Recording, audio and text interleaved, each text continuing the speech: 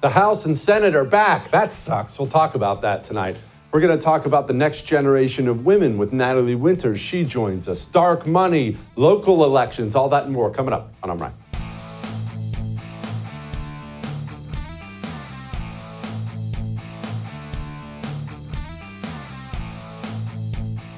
Well, you know, we try to laugh every now and then. I try to laugh as much as humanly possible. After all, what else can we do with all this mess? But I do have some terrible news I must bring you tonight to open up the show.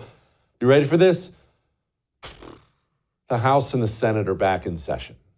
And look, there have been a million sayings, statements, quotes, however you want to put that, throughout history about this. But whenever these people are back in session, whenever the House of Representatives and the United States Senate, whenever they're meeting, your freedom, your prosperity, your way of life is under attack. You need to think about these people whenever they meet as now they're just standing over your bed with a knife in your hands while you go to sleep. That's what it's like when these people meet. So what is on tap here? What are they dealing with? Well, first and foremost, it's wild, really, really wild and maddening to see how the two different parties operate. And this is what I mean. It's wild to see the communists take power, use power, attack their enemies, reward their friends. But on the other side, the low-T GOP, it's wild to watch time after time after time their refusal to use power. We're better than that. Oh, we can't do that. Well, we've only got one half of one house. Oh, we can't do all an endless list of excuses. This isn't the hill to die on. Maybe if we had the Senate too. It's crazy to see how they operate. First and foremost, remember they impeached Donald Trump twice over nothing. I know there's a ton of propaganda out there. He was impeached over nothing. Nothing. And yet they impeached him. And the Senate had a trial twice. You know, Mayorkas has been impeached. Alejandro Mayorkas, DHS secretary, the head of the Department of Homeland Security. He has been impeached. And so obviously there's going to be a trial in the Senate, right? There's going to be a trial. That'd be the right thing to do. After all, we did it. Aren't you guys going to do the right thing? No, they're not going to do the right thing. Everyone's already talking about it. Chuck Schumer's not going to have a trial. Why? Well, he's a communist. The communists would never attack their own. They would never risk their own power on behalf of what? The law? The Constitution? The country?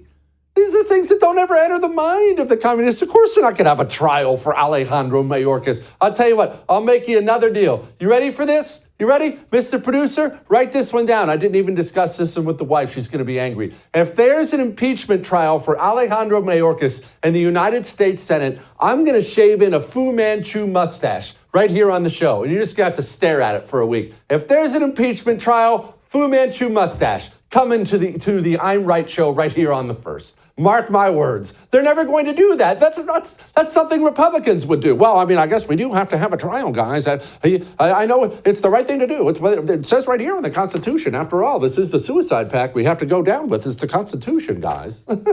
Bunch of dorks. Communists would never operate like that, ever. And that, of course, brings me to the House. Speaking of the way two different parties operate, speaking of Trump, you remember Trump and his two AGs? His first AG was Jeff Sessions. Okay, he's the AG appointed by Donald Trump. And like the first thing he does, he was in office for 5 minutes. The first thing he does is, I'm not going to get involved in this Mueller investigation. It wouldn't be right. It would be wrong. We're better than that. I'm going to recuse myself in the Mueller investigation. And Donald Trump had the first 2 years of his presidency completely blown up and kneecapped with an investigation completely bogus and invented by the intelligence community and the Democrat Party. Because Jeff Sessions had to do the right thing. And then his next AG, Bill Barr, not only did he do nothing, I remember the press conference like it was yesterday. He got up at the podium and bragged that he didn't intend to do anything. I remember like it was yesterday. He got up and he said, well, I mean, obviously we're going to look into things, but we're certainly not going to do a political tit for tat. That's how Republican AGs operate.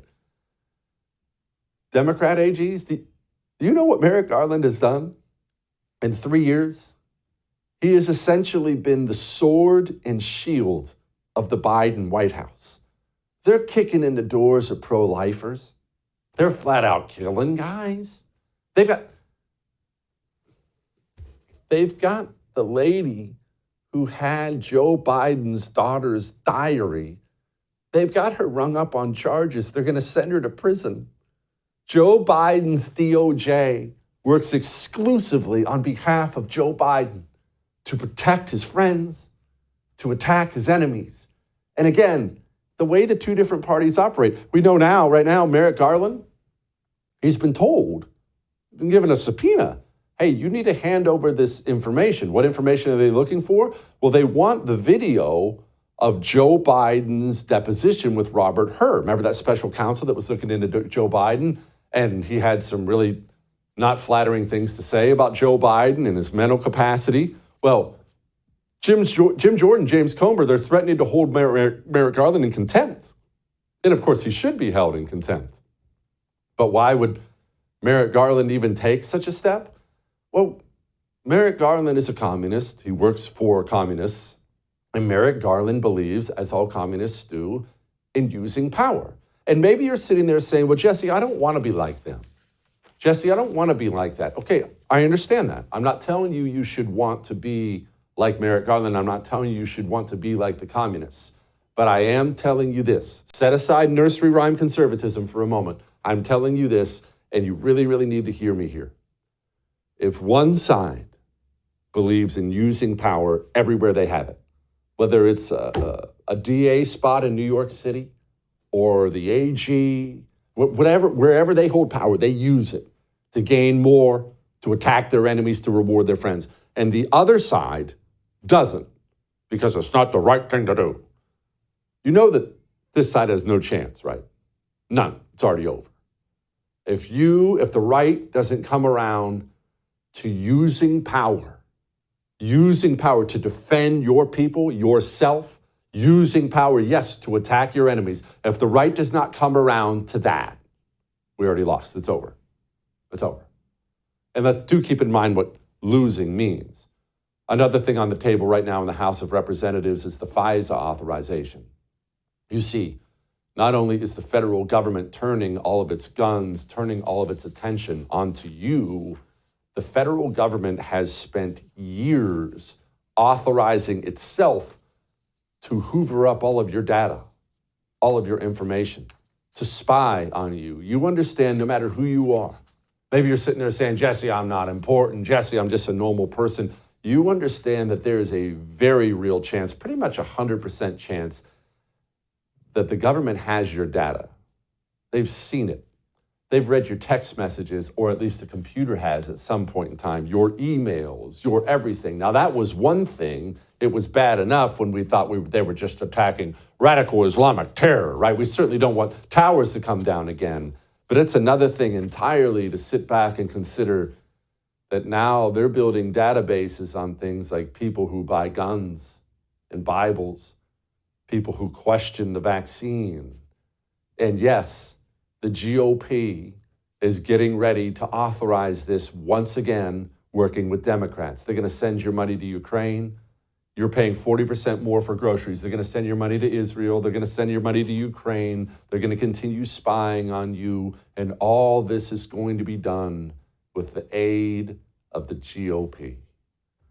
Wild how different the two parties are. Would the communists ever help the GOP do things like that against themselves? Not in a million years. GOP does, though. All that may have made you uncomfortable, but I am right. Speaking of sending all your money overseas, Ukraine, Israel, doesn't matter. Everyone just, you have money and you have your money and you have money. You know inflation's bad. I'm not going to sit there and insult your intelligence. You know it because you live. Anyone who lives now, purchases goods, services, gas, food, it doesn't matter. Everyone knows it's really bad. And they're not going to stop. Look, the House and Senate, they're meeting, and what's it all come down to? It's all about money now. Hey, we got to hand more money to them and hand more money to them. Blah, blah, blah. So what are you going to do? How are you going to protect yourself? That's what Oxford Gold Group really is. It's how you, normal person, can protect yourself. Let's deal with your retirement first. You have an IRA, 401k, you've worked hard for that, right? Your whole life you've been putting money away. You want to lose it all? Get some precious metals as part of that 401k, that part of that IRA. That way, when the bubble goes pop, you don't lose everything. Let Oxford Gold Group mail you physical gold or silver coins. Send you a sack of it, all right? Fully insured, anonymous, but get your own sack, all right? Call 833-995-GOLD and let Oxford Gold Group help you out. We'll be back.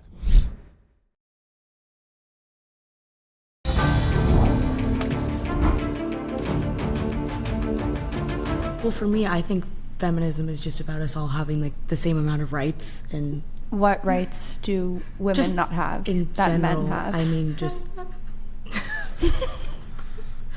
I mean, like, where do you think there's inequality in society between men and women? well, I just mean like Women in it's sports. Because all the gender men are coming in. Fair that point is a there. hot topic. Well, just like What do you mean? Women in sports in general, I think, Because- get paid less because there's less viewers for. Well, that's why women's they get sports. paid less, because Well, there's less viewers. right, but we also I'm just saying my definition of it is really broad. I agree with her. And if someone didn't think Okay, wait, but back, so no one can give an example of where women don't have the same rights as men, but that's why you think we should, or that's why you wouldn't date a man who doesn't identify as a feminist, but you can't give one example of where women and men aren't equal, except for women getting paid less in sports. I have a fascinating question that now it just popped into my head. I'm going to ask Natalie about. Joining me now, hero for going through that kind of misery, Natalie Winters, co-host of the wonderful War Room and founder of She's So Right. All right, Natalie, before we get to those women and feminism and all this stuff, it occurred to me as I was watching. I have 2 teenage sons, and I watch them, when they get with their friends, they get progressively dumber. And there's this old saying that young men, when they get together, that you have to take the lowest IQ in the group and then divide that by the number of boys in the group, and that's the collective IQ. They just get dumber. And when you add more boys, they get dumber and dumber and dumber, and the things they do will be dumber. Does that same thing apply to women? Are they really that dumb because there's a lot of them together? I think so. As the woman expert right now, at least on this show, I would say I think it does kind of hold a lot of water. And I think when it comes to feminism and a lot of these kind of cultural ideologies that people hold, or at least purport to hold, when they don't actually know why they hold them. If you watch the kind of longer extended version of this discussion, they say, well, Natalie, the only reason that you're sort of making us look like idiots right now is because you're better educated on this topic because you work in media. And my background actually is nothing in the cultural stuff. It's in Chinese Communist Party infiltration. And I said to them, that's not really a way for you to get out of any responsibility of being accountable for your own beliefs. And the fact that I'm better researched than you, implying that you actually haven't done any research, I think shows you that you hold a lot of these beliefs, not because you actually, to your core, to your morals and ethics, think they're true, but you've just kind of gone along with the mainstream viewpoints that society tells you to believe. So whether it's a dumbing down or just kind of conforming with, I think, how society wants you to be, I think there is sort of some lowest common denominator element of your critique that is very applicable in this situation. Natalie, why the lack of curiosity? And I mean it like this. I obviously, there's many things I don't know anything about. In fact, most things. But if I held a strong stance on something and someone like you pressed me on it, and I didn't have any depth of knowledge, I would want to go find some. I would be embarrassed if you pressed me on something that I was speaking about as if I was some authority, and it turns out I was a moron. I would feel convicted. I got to go read something. Do you get that from them? I mean, I've watched several clips of this. It's been floating around online. You did wonderful, by the way. They just look so dumb. I'd be so self-conscious if I looked that dumb. Do you get the impression they're self-conscious?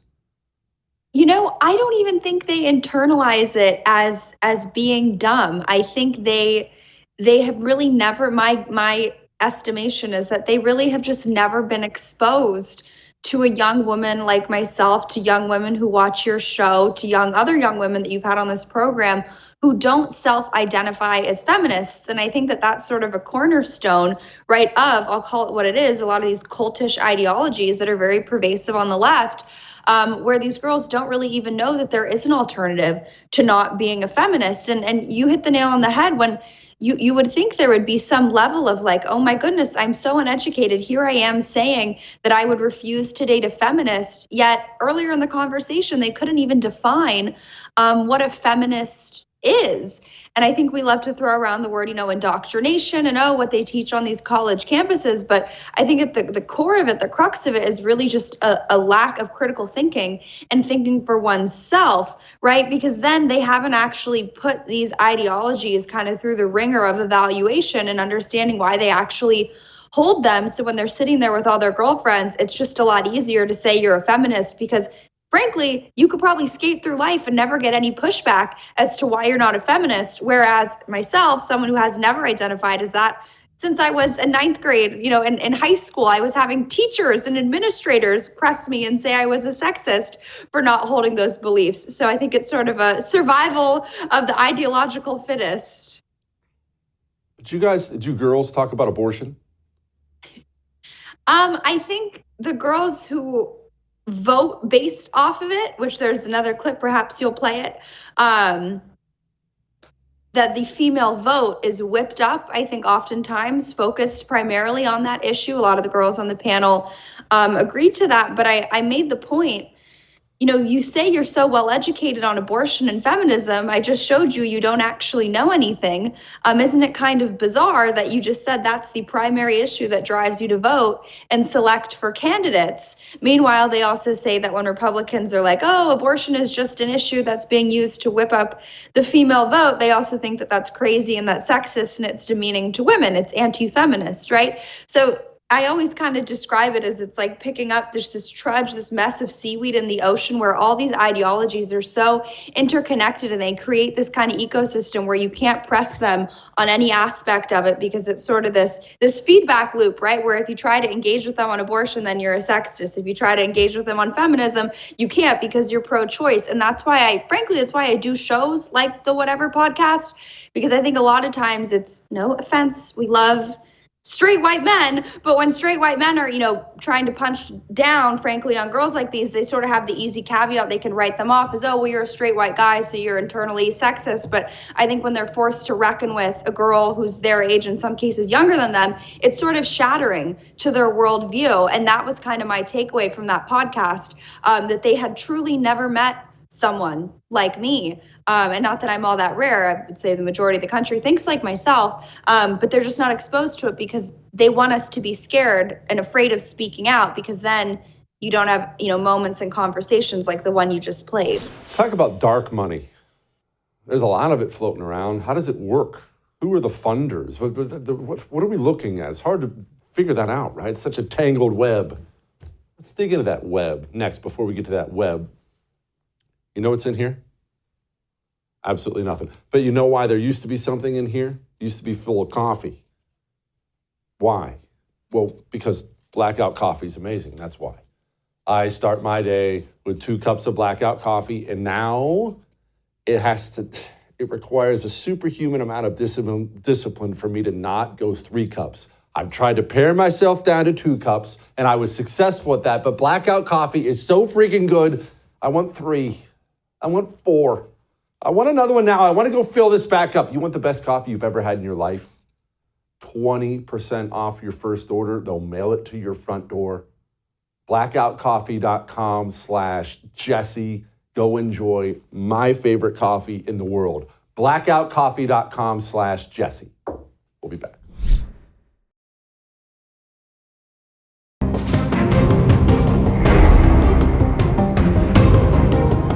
Money. We don't like to talk about money in politics. In fact, we love to say childish things like, we need to get the money out of politics. You ever found yourself saying something like that? You ever talked to someone who did? It's a wonderful thought. It's wonderful to think that the sky might open up and rain Sour Patch Kids right now because I have a sugar craving, but let's exist here in the real world. Money matters a lot. And the truth is the commies are really, really, really good at creating organizations and dark money networks to fund their evil ways and to make sure you fund their evil ways. Joining me now, Scott Walter, author of the book, one you should really dig into if you want to know how ugly this stuff really can get and how nefarious it is behind the scenes. The book is called Arabella. Scott, how ugly is it behind the scenes while normal people are going to work and dropping the kids off at school? It is very ugly, and you saw there were multiple faces on that cover. Most people think, oh, George Soros funds everything. The answer is the left has a lot of Soroses. Yeah, they do have a lot of Soroses. Let's begin there. Why? Why are there so many filthy rich guys on the left willing to essentially throw money away? We can make about George Soros, although, as you pointed out, it's a bunch of different guys. They don't look for return on investment all the time. Sometimes they do, but sometimes it's just, hey, here's $10 billion for you and $20 billion for you. Go pee on an art painting somewhere. You know, I admit this is one of the most fascinating questions, and I think the short answer is they like control. They don't just like money, they like power. Of course, you can have power, the money usually comes, right? So this is why they are never supporting things like, we want smaller government so the ordinary American can have a bigger role in, defining his life. Oh, no. It's not even enough for the U.S. government to take power, right? We have to have some multinational government, or multinational institutions are really important. And it's always about more power to the elite, right? Yeah, no, it is always about, it's funny how they always end up with more money and power for themselves. In your book, you talk about the Arabella Network. What is it? Well, it's a little complicated. I'll give you the 20-second version, right? Think of a pyramid. No. Please, no. Explain it to us, make us smarter. Okay. Think of a pyramid. At the top of the pyramid, the apex, you have this for-profit company, Arabella Advisors, okay? It actually makes everything else happen, but it's usually hidden. In the middle of the pyramid, you have half a dozen nonprofits, both the 501c3, that's charities, legally speaking, and C4s, that's the more political nonprofits like League of Conservation Voters, National Rifle Association, that kind of nonprofit. That's the middle of the pyramid. There are half a dozen of those. At the bottom of the pyramid, you have hundreds, over 500, in fact, little fake groups that are legally just projects of those nonprofits in the middle of the pyramid, right? But those hundreds of little groups are what you see as an American. You see, for instance, Fix the Court, which says, oh, the Supreme Court's got terrible ethics and we've got to, do all kinds of things to mess with the court so it won't be unethical. That's just some guy in a Brooklyn apartment who's gotten a, nice few fat grants from Arabella and other joints, spouting off. He's not anything like the groundswell that, a Senator White House wants you to think, or that the New York Times pretends he is when they write pompous editorials about the court. Okay, how successful are they? Because some tubby guy in his apartment in Brooklyn putting up things on Facebook doesn't sound like it would be any kind of an effective political strategy. Is it working? Obviously, something's working. They keep doing it. They keep funding it. Well, I'll finish up on the Fix the Court thing. He is cited repeatedly in the New York Times. Are you? He is cited and even testifies in front of Congress. Are you? So, and it doesn't cost, in his case, it's a few $100,000 a year. Golly. Okay, so you've testified about this in front of Congress. They're aware of the problem. They have to be. 6 times you've testified in front of Congress. What are they doing about it? Is anyone trying to do something about this problem? Because this sounds really ugly for a country. Well, one of the last times I testified, I was testifying before the House Ways and Means Committee, and I was explaining about foreign money in this Arabella network, because one of their biggest donors, and another Soros, and this one you almost certainly haven't heard of, is a Swiss foreign national called Hans-Jörg Wyss. Now, he's given $250 million to Arabella. As best we can tell, he was like its original sugar daddy back in the aughts when it was first getting going. And then he continues to put tens of millions a year into the network. It is very scary that he is putting all this money indirectly into American politics. And the Ways and Means Committee was considering legislation, for instance, that would say, if you're a 501c4 political nonprofit that gets money from foreigners, you cannot turn around and hand money to super PACs. So that's one possible way to curb things. Okay. Are there Republicans and Democrats on board with this kind of thing? Doesn't sound like the kind of thing Democrats would get on board with. That's an excellent question. I mentioned I've talked about Arabella 6 times to 5 different committees in both houses. Now, would you care to guess how many questions from Democrats I've ever gotten at a congressional hearing? Tell us. 0. Yeah, so that's what I would have guessed. Real interested. Scott, the book, go get it. Scott Walter, thank you so much. I appreciate it, my friend. Golly. All right. Speaking of blocking and tackling, it's more than just dark money networks.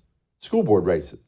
You talk about culture war stuff? Well, that's where it begins. Ryan Girdusky joins us next to discuss those all-important races. Before we get to Ryan, let's get to you and your personal safety. You see, what does any of this stuff matter if an animal kills you, hurts you? And we have to acknowledge now that we have animals all around us. We do. We are creating more within our country with all the mental illness, drugs, and setting them loose from prison. We're importing more. What do you carry on you every day that will stop one of these people? When you're going to work, getting gas, out walking the dog, what do you carry on you? That's what Burna is. Burna is your ticket to get home safe that night.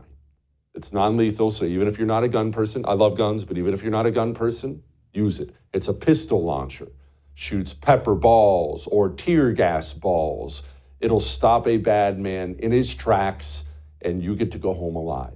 I love these things. I think I own 5 of them by now. We have fun as a family just practicing with these. They have these little practice rounds in the backyard. It's right there. Go to Burna.com/Jesse. That's BYRNA. Go get one. We'll be back.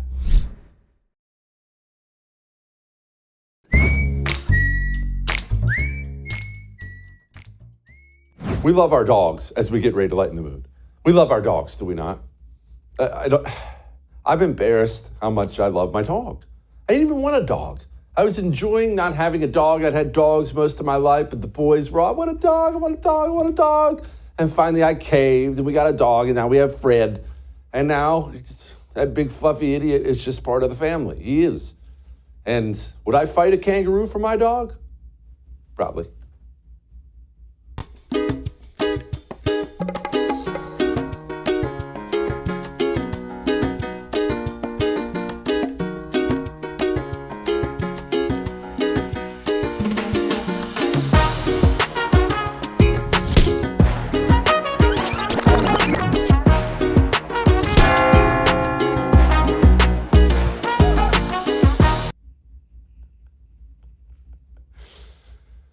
I'll see you tomorrow.